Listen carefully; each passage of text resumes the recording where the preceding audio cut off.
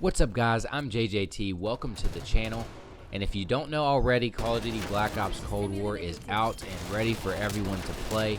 And what I'm going to be doing for this video today is I'm just going to be going over the stats that are in the gunsmith screen and just giving a general description of what each one is to let you know what they do. Some of them are pretty self-explanatory and some of them will require a little bit more analysis, which I'll be doing probably some videos on some of the more complicated ones at a later date. But for now, we're just doing a quick overview to give you a general idea so you can get started in the game and know what all this stuff means.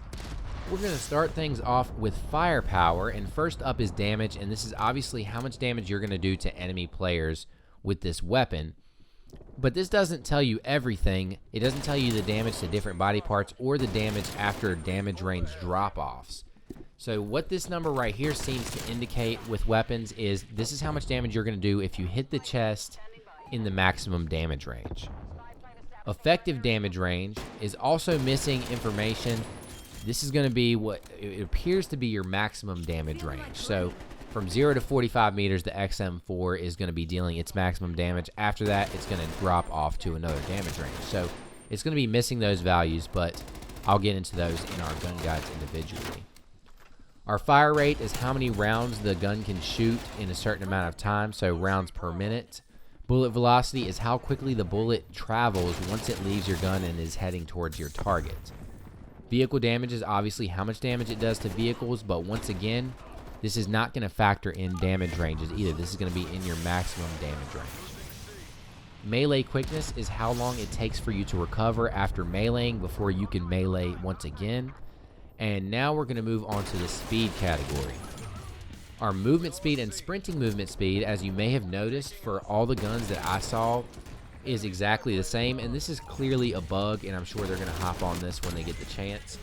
The one that I noticed that was accurate, I tested the movement speed for the XM4, and it was accurate. I got 10.24 miles per hour, which is definitely within the margin of error to mean that this 10.26 number is accurate.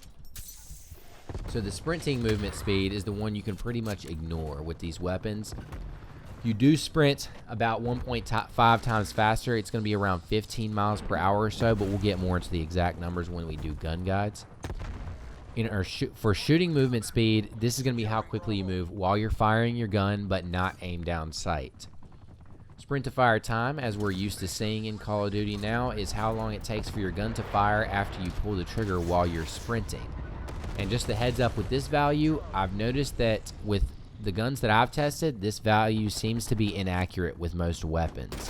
For the XM4, for example, it says 400 milliseconds, but I actually got it's a time that is significantly faster than that. Our aim walking movement speed is going to be our strafing speed, so how fast you're going to move while you're aiming down sights. And aim down sight time is obviously how long it takes for you to aim down sight once you pull the left trigger. And this value did seem to be fairly accurate for me. Moving on to accuracy, we have vertical recoil control, which this is going to pertain to your recoil vertically, very obviously. Our horizontal recoil is going to be our side-to-side kick. And centering speed is going to be how long it takes for your aim to get back to center where you're centered once you fire a bullet. So the faster your centering speed, the less recoil you're going to have effectively. Idle sway is just the sway of your sights while you're aiming down sights. We're used to that in Call of Duty at this point. I didn't see any that had any difference in the assault rifle category, so it seemed like the idle sway is pretty much the same, and it's not really that bad. Flinch resistance is how well your weapon will resist flinch, and there are some attachments that pertain to this to reduce it, although this game doesn't seem to have bad flinch anyway. But I will be coming out with a little guide for those weapons that reduce flinch to see how much they help out. Hip fire accuracy is our hip fire spread. Nothing really to say there. Magazine ammo capacity is how many bullets we can hold per clip. Reload quickness is how fast we reload, and this number seems to be slightly inaccurate with some weapons. It seems to be a little bit faster than this. When I test my reload speeds, I fire a bullet, and then I time it from the second I start to reload until the gun fires another bullet. And it still is faster than this weapon, this stat that they have here for reload quickness. So these seem to be slightly inaccurate, but it's not that far off. Maximum starting ammo is how much you can start off with this weapon, and ammo capacity is how much ammo you can hold total, so you can pick up more ammo during the game, and that's the maximum you can hold. Reveal distance is a more complicated one. I think I'm going to do a video on that as well. But this is basically pertaining to your name tags, how well you see enemy name tags. So in some instances, it'll pertain to how far away you can see enemy name tags while you're aiming directly at them. And in other situations, it will pertain to how far away from the enemy can you have your aim and their names still pop up. In most instances, you have to be aiming directly at the enemy for their name to pop up. But with certain attachments, you can make it to where their name will pop up even when you're not aiming directly at them. So we're going to get into that in a lot more detail in another video.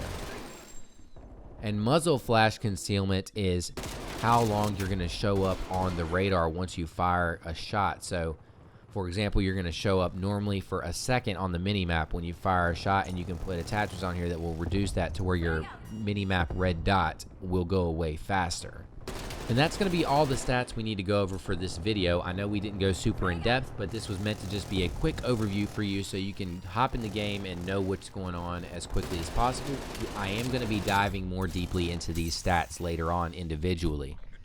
If you like the video, make sure to leave a like on the video and subscribe to the channel, and comment down below with questions about what you'd like to know about these stats, or if there's something you're confused about what I said, leave a comment below, let me know, and I'll make sure to put that in the next video to help you understand better. Thank you guys for watching the video, and I'll talk to you next time. JayJT out.